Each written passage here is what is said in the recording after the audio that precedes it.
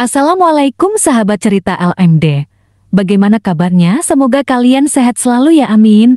Kali ini Mimin bakal bawain alur cerita film yang berjudul Daku Maharaj yang rilis pada tahun 2025.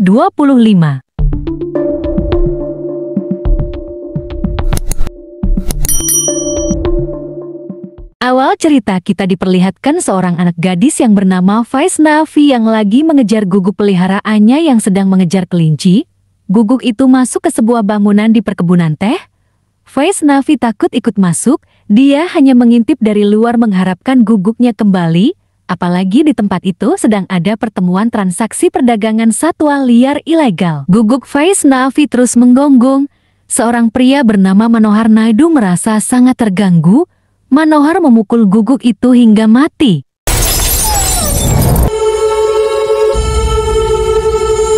Kematian guguk membuat Vaisnavi berduka. Keluarganya bisa memahami kesedihan Vaisnavi yang tidak memiliki kedua orang tua. Kini guguknya juga telah tiada. Kakek Vaisnavi bernama Krishnamurti tidak terima guguk cucunya dibunuh. Apalagi pelaku adalah orang yang menyewa kebun teh miliknya. Amarah Krishnamurti semakin tidak terbendung mengetahui para penyewa di sana melakukan bisnis terlarang. Krishnamurti melaporkan aktivitas perdagangan satwa liar ilegal kepada pihak berwenang. Berkat laporan itu, polisi mengamankan beberapa barang bukti dan pelaku.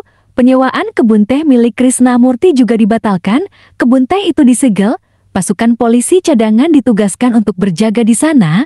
Surat penangkapan sudah keluar untuk Manohar Naidu. Polisi mencari Manohar di tempat kakak laki-lakinya bernama Trimurtulu Naidu yang seorang amil atau wakil rakyat. Manohar ada berdiri di sana, tapi Trimurtulu tidak mengizinkan polisi menangkap adiknya. Trimurtulu menyebut Manohar bersembunyi di tempat lain. Polisi pun pergi karena tidak berani menentang ML Trimurtulu. Untuk melindungi Manohar, Trimurtulu pergi menemui Krishnamurti. Saat itu Krishnamurti dan keluarganya ada di sekolah yang mereka kelola. Secara baik-baik Trimurtulu meminta Krishnamurti mencabut laporannya. Trimurtulu berjanji akan membimbing adiknya untuk tidak melakukan kesalahan yang sama. Krishnamurti tidak mau mencabut laporan. Manohar harus dihukum untuk mendisiplinkannya, ujar Krishnamurti. Sikap Krishnamurti membuat Trimurtulu kesal. Krishnamurti dianggap tidak pantas bicara tentang mendisiplinkan orang.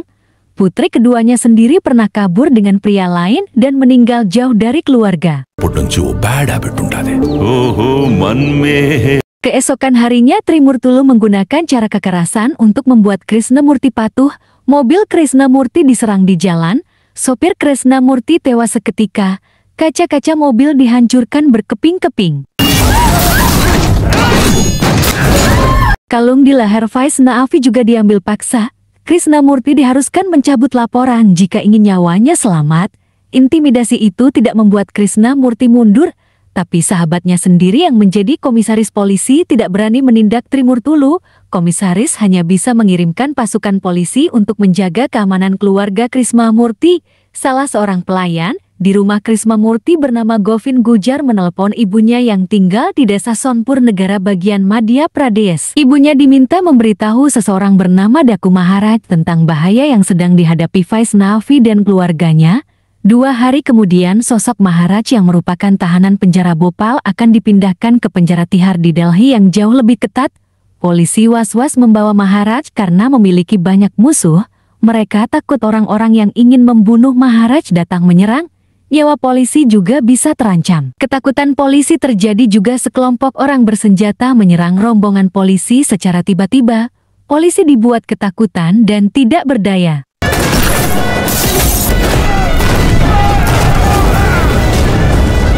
Inspektur polisi mempersilahkan para penyerang jika ingin membunuh Maharaj. Ketika Maharaj keluar dari mobil, orang-orang itu justru menunduk memberi hormat.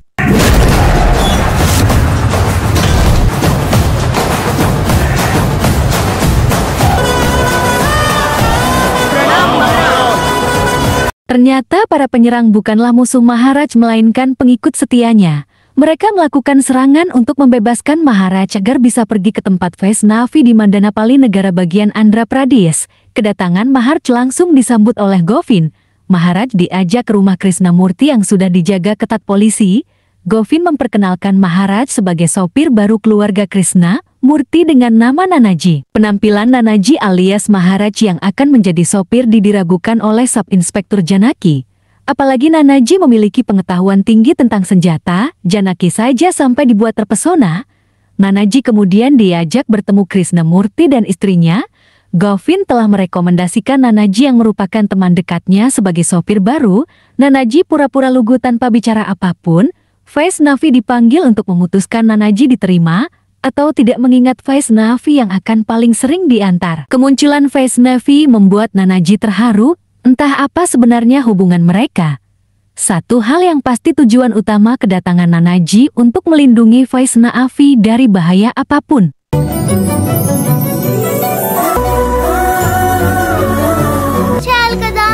మర్చిపోయానమ్మా. Vaishnavi menguji kemampuan Nanaji menyetir mobil. Kepandaian Nanaji patut diacungi jempol. Vaishnavi sangat senang dan menerima Nanaji sebagai sopirnya.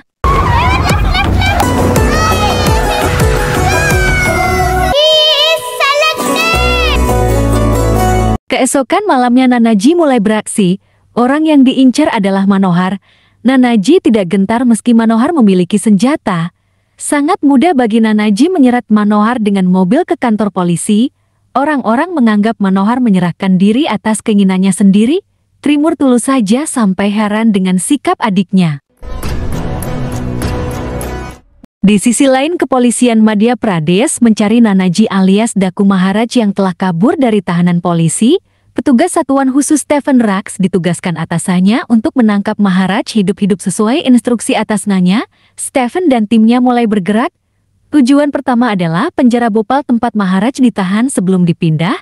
Informasi yang ditemukan ada wanita tua bernama Sharada Gujar yang menjenguk Maharaj sebelum pelariannya. Sosok Maharaj sangat unik di mata sipir dan navi di sana. Maharaj dikenal rajin beribadah, pernah juga banyak orang datang menjenguknya di penjara. Anehnya istri Maharaj sendiri tidak pernah sekalipun datang. Hal yang lebih aneh, 6 bulan lalu semua narapidana merencanakan kabur dari penjara. Tapi Maharaj sendiri yang menghentikan para napi itu kabur.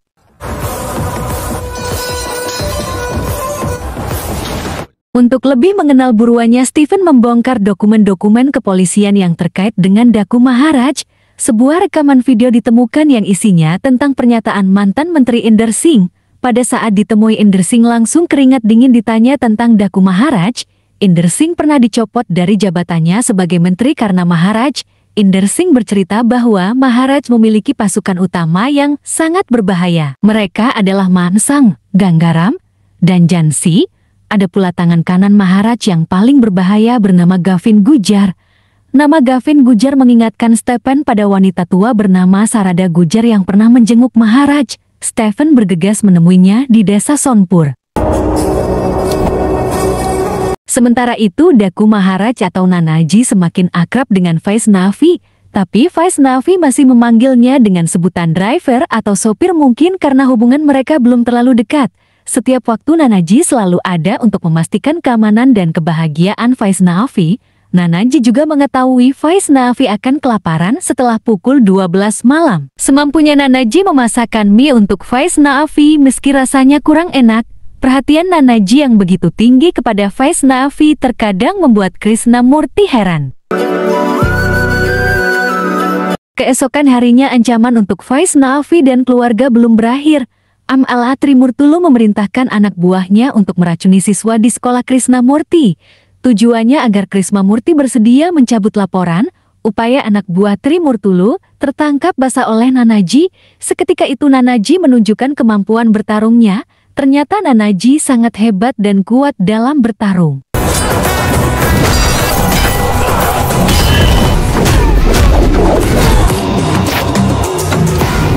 Trimurtulu kaget melihat semua anak buahnya masuk rumah sakit dalam kondisi tidak sadarkan diri.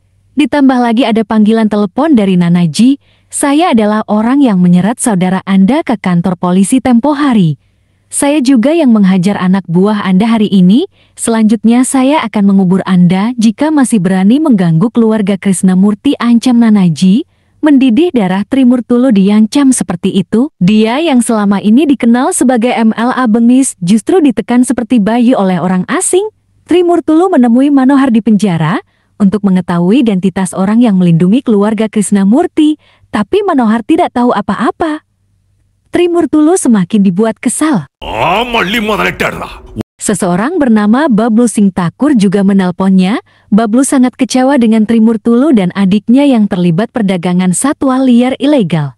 Bisnis seperti itu hanya receh di mata Bablu, tapi gara-gara kasus itu kebun kopi yang disewa disegel pemerintah. Ternyata kebun teh yang dikelola Trimurtulu dan Manohar bernilai 300 crore karena di tempat itu bukan daun teh yang tumbuh, melainkan narkoba jenis kokain.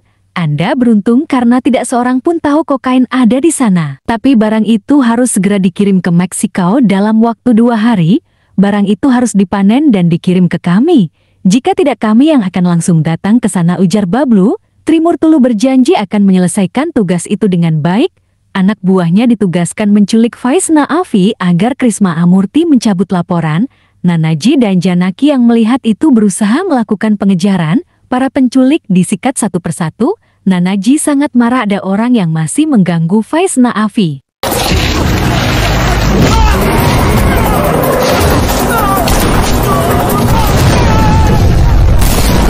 Untuk menyelamatkan diri, seorang penculik ingin membuang Vaisna Afi dari kendaraan.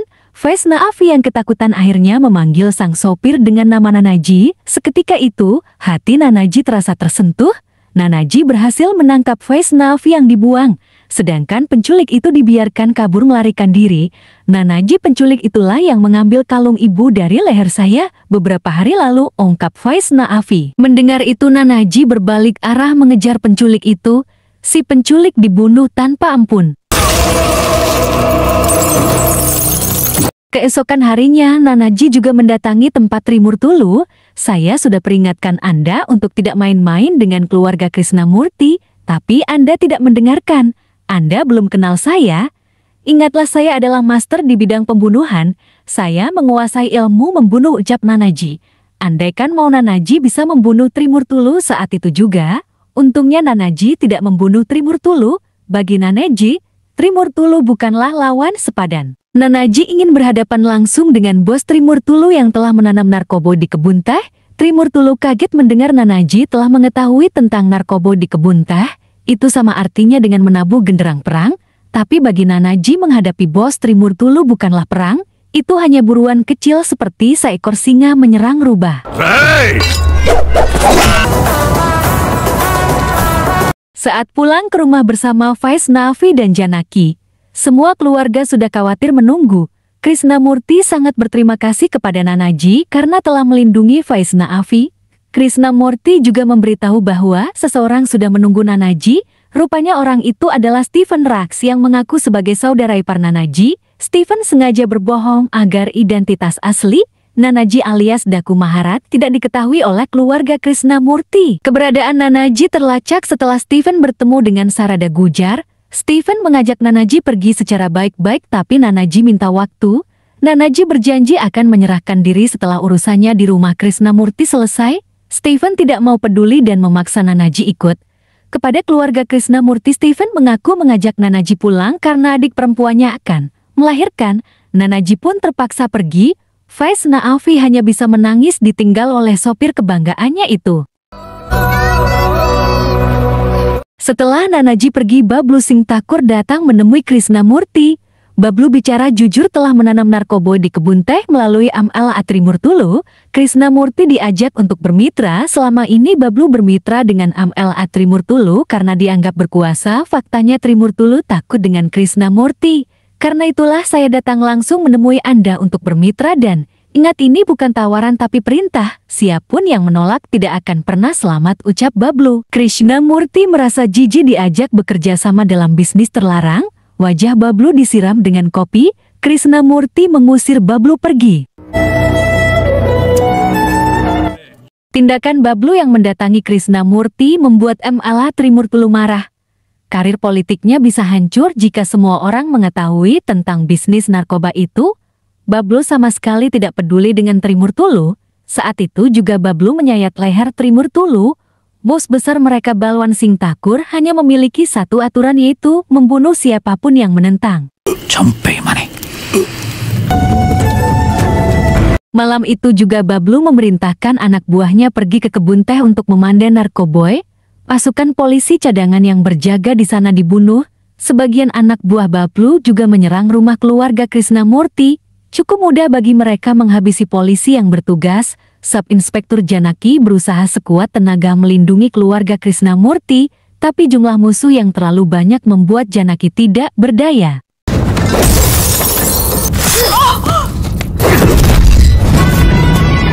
Pelayan keluarga Krisnamurti Govin Gujar yang selama ini dikenal lembut menunjukkan sisi berbeda. Govin terlihat sangat ahli bertarung melindungi keluarga Krisnamurti. Pada saat keluarga Krisnamurti dikepung pasukan utama Maharaj yang lain, juga datang sebagai pelindung, di antaranya Mansing Ganggaram Jansi dan yang lain, mereka memberikan perlindungan dengan segenap jiwa dan raga.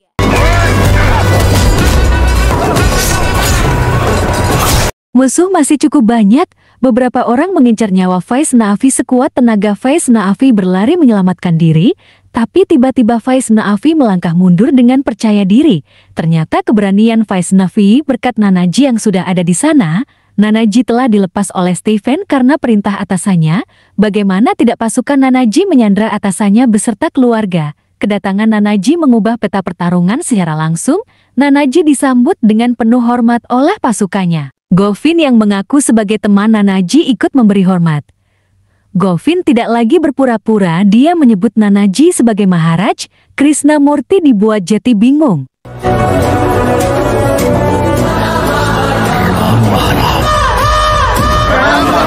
Pada saat jarum jam menunjukkan pukul 12 malam, Nanaji alias Maharaj mengajak Faiz Naafi ke dapur. Gadis kecil itu pasti lapar. Maharaj memasakkan mie untuk Faiz Naafi sambil bertarung melawan para penyerang.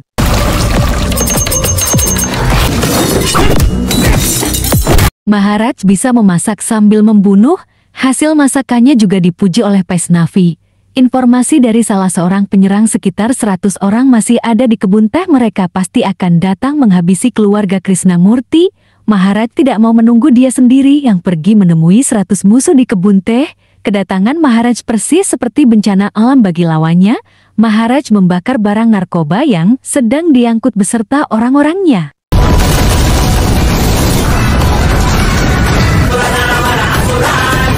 Lord of Death. Bablu Singh Thakur yang sedang bersantai di tenda menyusul ke kebun teh. Betapa kagetnya Bablu melihat Daku Maharaj ada di sana. Bablu sudah mengenal Daku Maharaj. Sosok Maharaj sangat tangguh. Melawannya dengan pedang sama dengan bunuh diri.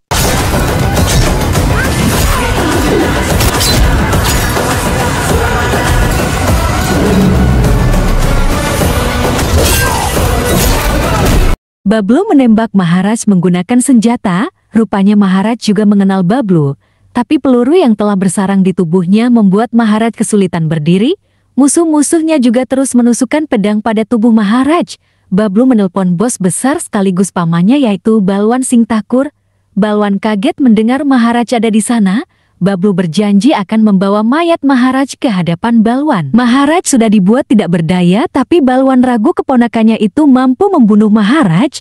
Benar saja, meski sudah tembak dan ditusuk belasan kali, Maharaj masih sanggup memberikan perlawanan, bahkan Maharaj mampu menumbangkan lawan-lawannya. Bablu sampai dibuat terkejut. Maharaj mengejar Bablu dan membunuhnya dengan sangat mudah.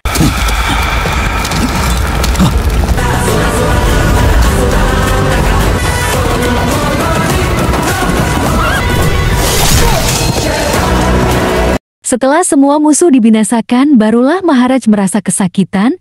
Dokter merawatnya untuk mengeluarkan peluru dan mengobati luka-luka akibat sabetan pedang. Stephen sudah menunggu di sana. Dokter diminta tetap membius Maharaj agar bisa dibawa ke penjara. Tapi dokter tidak berani karena khawatir overdosis. Stephen tetap ngotot tidak mungkin Maharaj akan meninggal hanya karena obat bius. Peluru dan 16 tusukan saja tidak mampu membuat Maharaj kalah. Dokter terpaksa mengikuti permintaan Stephen. Padahal Faiz Naafi sangat khawatir dengan Maharaj alias Nanaji yang tak kunjung sadarkan diri. Krisnamurti justru menanyakan identitas asli Nanaji. Siapa dia sebenarnya, kenapa dia rela mempertaruhkan nyawa demi menyelamatkan keluarga kami, tanya Krisnamurti kepada Govin.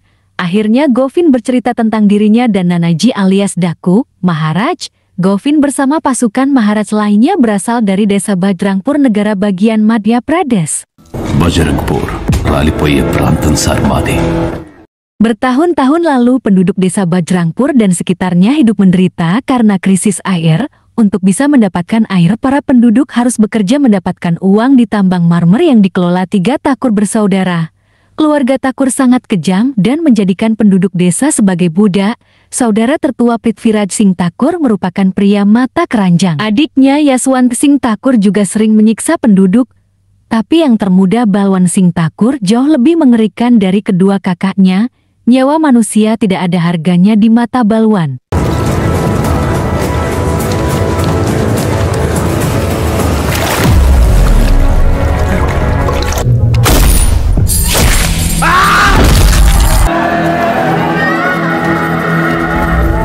Keesokan harinya seorang gadis remaja bernama Payal menemukan koran di dekat patung Daku Maharaj yang merupakan tokoh pejuang desa di masa lalu. Isi koran itu tentang kebaikan hati Insinyur Sitaram yang merupakan kepala lembaga Komisi Air Pusat. Payal mengajak ayahnya Govin bersama beberapa warga pergi ke kantor Sitaram yang ada di Delhi. Kedatangan mereka disambut baik oleh Sitaram dan istrinya Kaveri yang juga wakil Komisi Air. Govin menjelaskan tujuan kedatangan mereka untuk mengatasi kekeringan di desa. Payal sampai bersujud di kaki Sitaram agar desa mereka dikunjungi. మీరు చెప్పింది పేపర్లో చూసాం దొరా.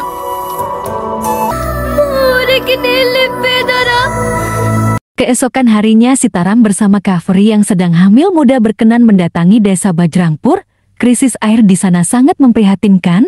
Sitaram mulai bekerja menemukan sumber-sumber mata air dan mencari solusi mengatasi kekeringan. Sitaram juga melihat penindasan yang dilakukan keluarga Thakur kepada para penduduk pada saat melakukan pengamatan dari helikopter.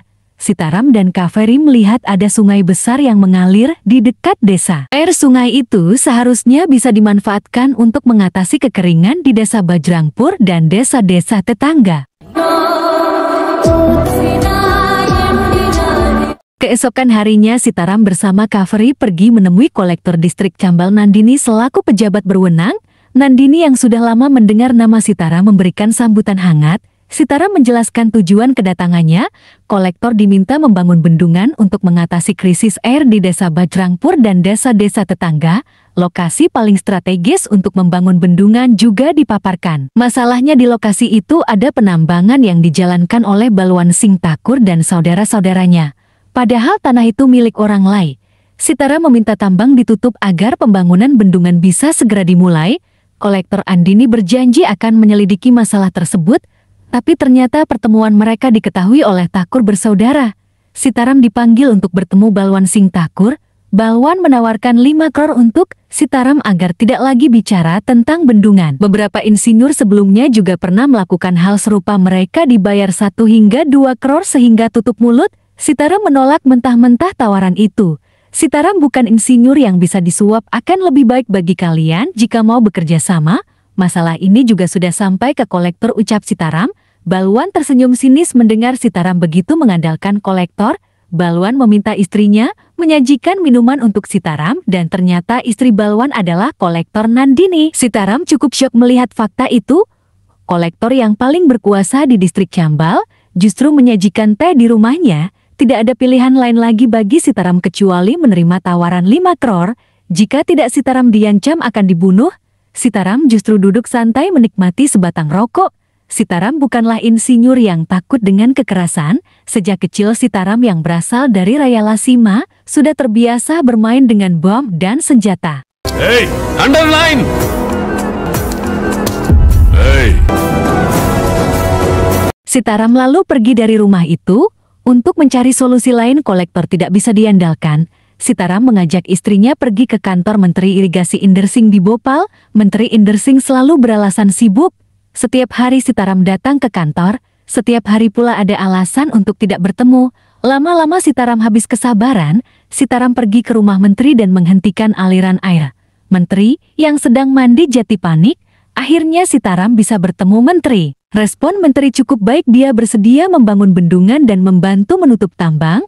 Asalkan ada dukungan dari penduduk setempat, Sitaram sudah mempersiapkan semuanya. Perwakilan penduduk seperti Govin, Mansingh Jansi dan lain-lain juga ada di sana menemani Sitaram. bukti tanda tangan penduduk yang sangat mengharapkan pembangunan bendungan diserahkan. Menteri pun berjanji akan menjalankan tugasnya dengan baik. Rupanya Menteri Inder Singh bukan pejabat baik seperti yang terlihat. Dia memberitahu Balwan Singh tentang kedatangan Sitaram dan penduduk desa Bajrangpur. Malam itu juga Balwan dan anak buahnya datang menyerang desa Bajrangpur. Payal yang pertama kali terlihat ditembak. Penduduk lainnya mencoba menolong Payal. Mereka juga ditembak secara membabi buta. Di malam kelam itu banyak penduduk meninggal dan desa dibakar.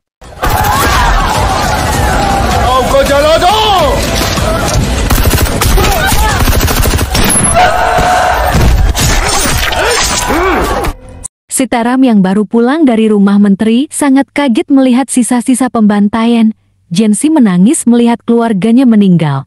Begitu pula dengan warga lain yang sempat ikut ke rumah menteri. Govin sok melihat putri kesayangannya Payal ditemukan dalam kondisi sekarat.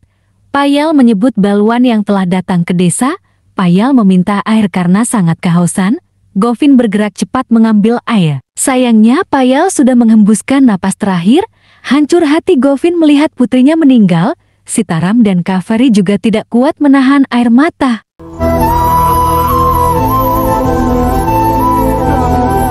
Tiba-tiba Sitaram dipukul dari belakang oleh anak buah Balwan. Sitaram dihajar habis-habisan. Sitaram dan penduduk desa yang tersisa akan dibunuh juga. Saat itulah Sitaram mengamuk membunuh lawannya yang banyak bicara.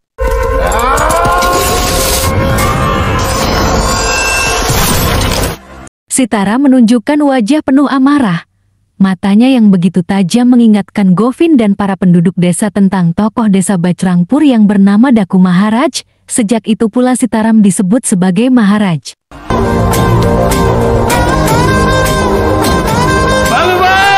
Sitaram mengajak penduduk desa menyerang kediaman keluarga Thakur. Siapapun yang ada di sana dibunuh tanpa ampun. Sitaram terlihat bukan lagi seperti seorang insinyur tapi binatang buas yang sedang memangsa lawan-lawannya.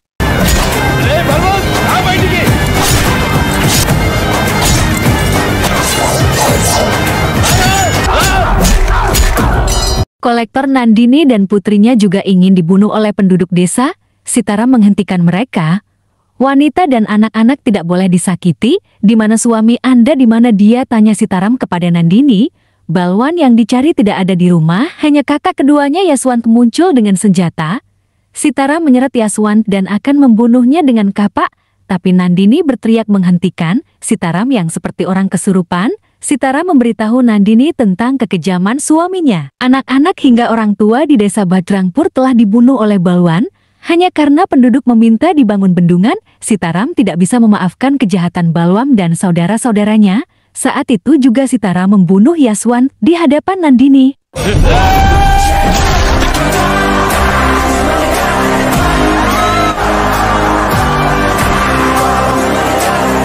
Saya pikir pendidikan saya bisa membantu untuk membangun bendungan, tapi saya salah. Saya harus menggunakan senjata untuk mewujudkan itu, ujar Sitaram. Nandini hanya terdiam. Sitaram bersumpah tidak akan membiarkan batu marmer keluar dari lokasi pertambangan selama bendungan belum dibangun. Sitaram pasti akan mengakhiri riwayat Balwan Singh. అవకాశం ఎదురు చూస్తూ రోజు లెక్క పెట్టుకోమని.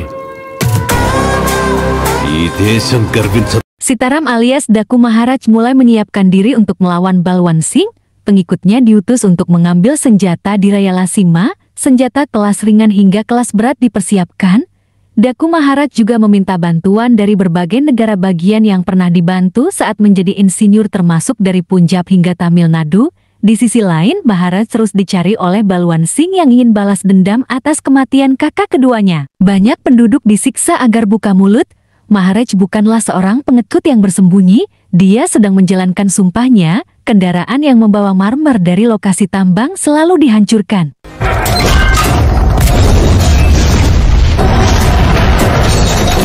Bisnis Balwan terganggu. Untuk menangkap Daku Maharaj, kakak pertama Balwan Prithviraj Singh menyandra dan menyiksa banyak penduduk. Istri Maharaj Kaveri yang sedang hamil juga berhasil ditangkap. Kaveri memberitahu keberadaan suaminya bahwa Maharaj sedang dalam perjalanan ke tempat mereka saat ini. Benar saja Maharaj dan pasukannya datang bersama penduduk lainnya.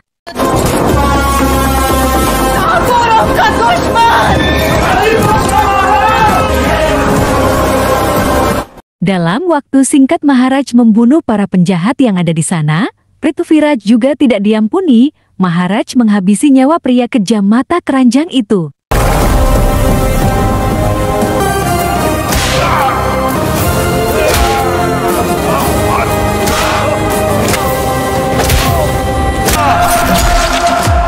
Untuk memenangkan peperangan, Maharaj melatih semua penduduk ilmu bela diri dan senjata, baik laki-laki maupun wanita, dibekali kemampuan menggunakan senjata. Balwan Singh sangat frustrasi karena belum mampu balas dendam atas kematian kedua kakaknya. Balwan memerintahkan anak buahnya menculik Kaveri yang diketahui sedang pergi ke kuil. Polisi juga bekerja untuk Balwan atas perintah Menteri Inder Singh. Keponakan Balwan, Bablu, hampir saja menemukan Kaveri di kuil. Untungnya kolektor Nandini menghalangi pandangan Bablu. Nandini juga merahasiakan keberadaan Kaveri saat Bablu bertanya tentang wanita hamil. Hal yang mengejutkan Nandini justru meminta maaf kepada Kaveri. Nandini merasa sangat bersalah karena menjadi penyebab hidup Kaveri berantakan. Ternyata Nandinilah yang membuat Sitaram dan Kaveri datang ke desa Bajrangpur. Nandini sengaja menaruh koran tentang insinyur Sitaram di dekat patung Daku Maharaj agar dibaca penduduk desa. Nandini melakukan itu karena kesulitan mengatasi krisis air. Beberapa insinyur yang dipekerjakan bisa dibeli oleh suaminya. Sitaram yang dikenal jujur diharapkan bisa menyelesaikan masalah krisis air, tapi Nandini tidak menduga masalah yang terjadi akan jauh lebih besar. Nandini juga memberitahu Kaveri bahwa Menteri Inder Singh bekerja sama dengan suaminya dalam bisnis narkoboy. Semua informasi penting itu diteruskan oleh Kaveri ke Sitaram alias Daku Maharaj. Menteri Inder memang jahat. Maharaj bersama anak buahnya datang ke tempat menteri. Polisi yang berjaga tidak bisa berbuat apa-apa. Menteri Inder diculik dan dibawa pergi. Maharaj memaksa menteri membuat pengakuan melalui video rekaman tentang bisnis haramnya. Menteri terpaksa bicara jujur. Dia mengakui menjalankan bisnis narkoboy bersama keluarga Thakur. Penambangan disebut hanya kedok belaka marmer yang diekspor ke luar negeri. Di dalamnya sudah dimasukkan narkoboy. Kami sangat khawatir ketika Maharaj ingin tambang ditutup dan bendungan dibangun, karena itulah kami menghalanginya agar rahasia tidak terbongkar, ungkap menteri. Keesokan harinya Maharaj menelpon kolektor Nandini untuk menyampaikan terima kasih atas informasi penting yang diberikan. Bukti video pengakuan menteri akan dibawa ke pemerintah pusat Delhi. Maharaj yakin tambang akan segera ditutup dan bendungan bisa bangun. Tanpa diduga Balwan mengambil telepon di tangan Nandini. Balwan sangat marah atas pengkhianatan istrinya. Ternyata pertemuan Nandini dan Kaveri di kuil sempat dilihat oleh Bablu. Balwan menyayat pergelangan tangan Nandini. Balwan meminta Maharaj datang membawa rekaman video pengakuan menteri dan menyelamatkan Nandini. Balwan juga memukul Nandini hingga putri mereka terjatuh. Anak kecil itu pingsan karena kepalanya terbentur kayu. Nandini mengajak Balwan membawa putri mereka ke rumah sakit. Tapi Balwan sama sekali tidak peduli dengan nasib darah dagingnya sendiri. Putrinya akan diselamatkan hanya setelah Maharaj datang membawa rekaman video. Nandini yang sedang terluka menggendong putrinya untuk dibawa ke rumah sakit. Balwan justru tega menembak Nandini. Bahkan Nandini kembali akan ditembak. Untungnya Maharaj datang sebagai penyelamat. Maharaj mengajar Balwan dan anak buahnya.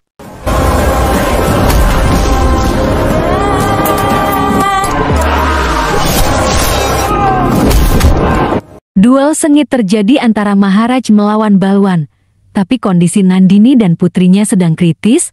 Maharaj mengutamakan keselamatan Nandini dan putrinya untuk dibawa ke rumah sakit. Penduduk desa datang beramai-ramai untuk membunuh Balwan. Bablu mengajak pamannya itu pergi dari rumah untuk bersembunyi. Nandini yang dirawat di rumah sakit merasa tidak sanggup lagi bertahan. Nandini sangat mengkhawatirkan putrinya, jangan sampai putrinya jatuh ke tangan Balwan. Tolong bawa anak saya ke rumah orang tua saya. Meski keluarga saya sangat marah kepada saya, mereka pasti akan merawat anak saya dengan baik. Dan tolong berjanjilah untuk selalu melindungi anak saya dari bahaya, ucap Nandini kepada Maharaj. Setelah membuat Maharaj berjanji, Nandini menghembuskan nafas terakhir. Ternyata Nandini adalah putri Krishnamurti yang kabur dari rumah, sedangkan putri kecil Nandini adalah Vaishnavi. Setelah kematian Nandini, Maharaj menugaskan Govind untuk membawa Vaishnavi ke rumah kakek neneknya. Maharaj sendiri harus mempertanggungjawabkan semua pembunuhan yang telah dia lakukan di hadapan hukum. Perjuangan dan pengorbanan Maharaj maupun Nandini tidak sia-sia. Berkat mereka dan video pengakuan Menteri Lokasi Tambang proyek pembangunan bendungan juga bisa dimulai. Cerita tentang Nandini membuat Krishnamurti dan keluarga hanya bisa menangis. Krishnamurti masih ingat Nandini menolak dijodohkan karena sudah memiliki kekasih. Hanya gara-gara itu Krishnamurti tidak mengakui lagi Nandini sebagai putrinya.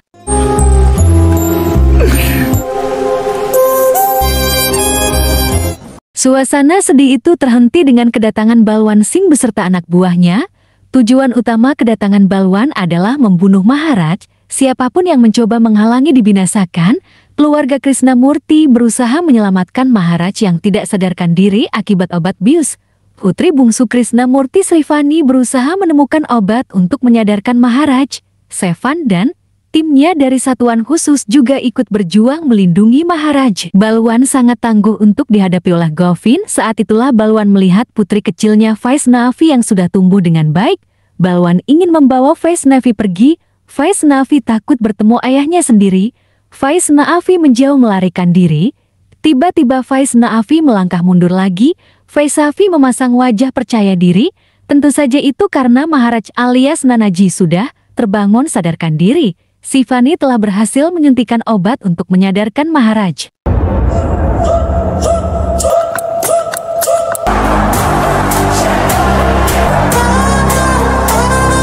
Kekuatan Maharaj belum pulih, kepalanya masih oleng. Balwan bisa sepuasnya memukuli Maharaj, tapi saat akan ditembak Maharaj langsung segar bugar. Giliran Maharaj yang menghajar Balwan.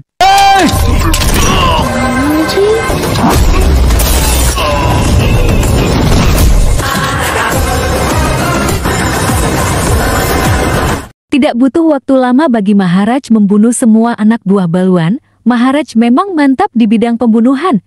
Dia sangat ahli mencabut nyawa.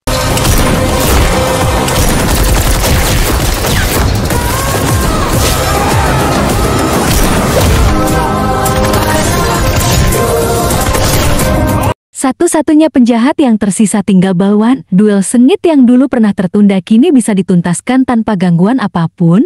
Duel antara hidup dan mati itu tentu saja dimenangkan oleh pria terkuat yang bernama Daku Maharaj. Maharaj memang ahli membunuh siapapun. Setelah semua masalah beres, Maharaj kembali menjadi tahanan polisi. Maharaj menyelesaikan hukuman setelah bertahun-tahun di dalam penjara. Bebasnya Maharaj sudah ditunggu oleh penduduk desa Bajrangpur. Di lokasi bendungan, istri dan putra Maharaj juga sudah sangat rindu. Kebahagiaan Maharaj semakin terasa sempurna saat melihat bendungan sudah berdiri kokoh. Bendungan itu diberi nama Dam Nandini untuk menghormati dan mengenang pengorbanan Nandini. Film pun selesai. Terima kasih sudah menonton. Jangan lupa like, komen, dan subscribe ya. Sampai jumpa.